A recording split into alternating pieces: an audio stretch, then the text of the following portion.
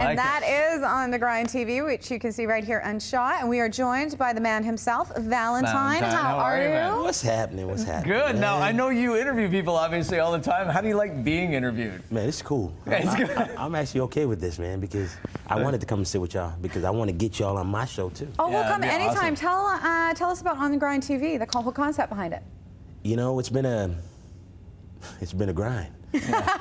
And it's been since we've been around since 4 years now. Yeah. And just grinding it out, man.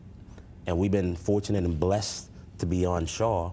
And if it wasn't for my man, for Provision, Steve Fazessery? Get that right. That's a good name. We wouldn't be where we at right now. Well, and it's funny because you always ask a question of your guests, you know, what's On Da Grine mean to you? And I think that answer is kind of, you know, it's built into what you just said. I mean, you've really been just consistently working at doing this because you love it. Man, you know what? There's been plenty of times I said, you know what? I ain't doing this thing no more, man. And somehow God gives me inspiration by putting somebody in my path that helps me to say, you know what? You need to continue doing this because you on the grind. You epitomize on the grind, man.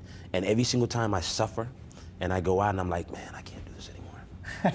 Next thing I know, I run into somebody maybe at the gym and it's like, so what are you doing? Yeah. Well, you know, I'm doing this TV show and this and that and And whatever. they've got a great story. Exactly. Yeah. Now, tell us a little bit about hanging out with Snoop Dogg. I love him so much. You got to be in a certain headspace to have a good interview with Snoop. Hey, can we say this on air? Yeah.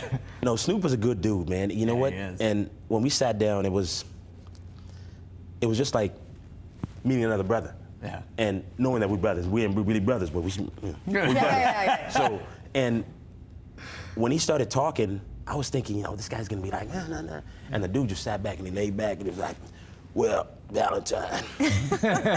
You know, it's like this here.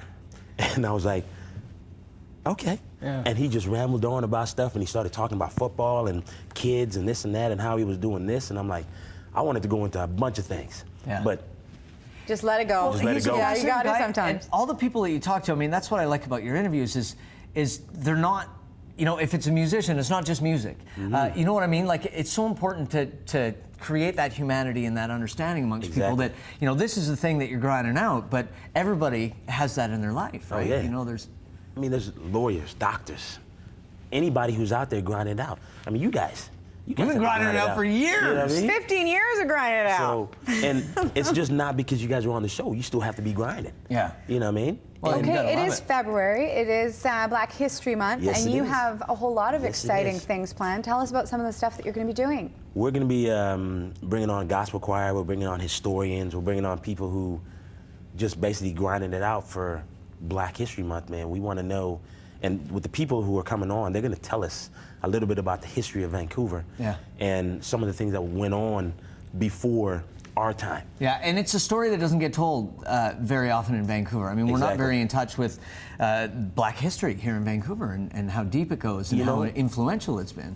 It's rooted in, man. Yeah. Victoria was where the first Black people settled. Yeah. Because from the Underground Railroad, they went into Victoria and all across the East Coast. But Vancouver had Emery Barnes. Yeah. And I mean, his daughter lives here, and there's some other lady, and Paul Wynn, and all these other people who are here. Yeah. We just have to bring it out. Well, and it's beautiful when you see those connections, you know, the inspiration and the groundwork and all these people that are continuing on. And I mean, I want to be in Black history, you know. How did you get into TV in the first place? What was the transition point for you? You know what, being an actor. Yeah. Because I mean, I played professional baseball too. Yeah. But that is a totally different thing. TV, man, it's tough for me to be in TV. Baseball, I know.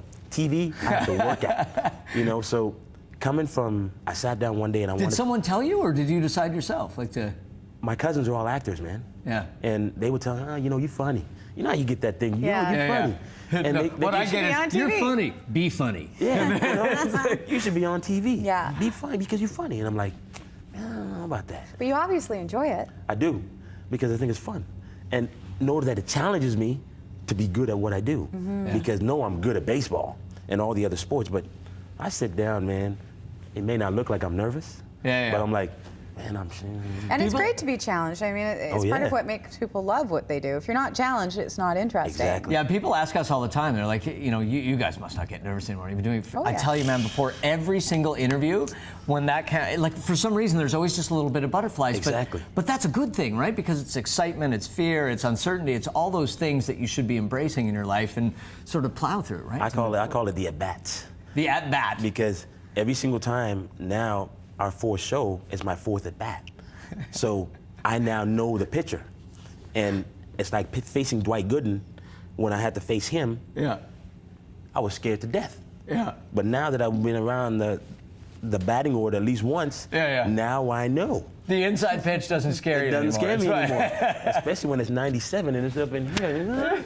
Well, if you want to check out On Da Grine with Valentine, you certainly can. It airs Tuesday nights right here on Shaw TV. And you can also follow him on Twitter. Thanks so much. Yes, you can. Valentine, we're looking forward to, of course, seeing the show, but we'll come on anytime. I'm looking forward to getting you. I'll brush your chin back. I'll brush your chin back. That's just fine for me. That's good. I do the normal handshake. We're going to take a break. Never can master the other one.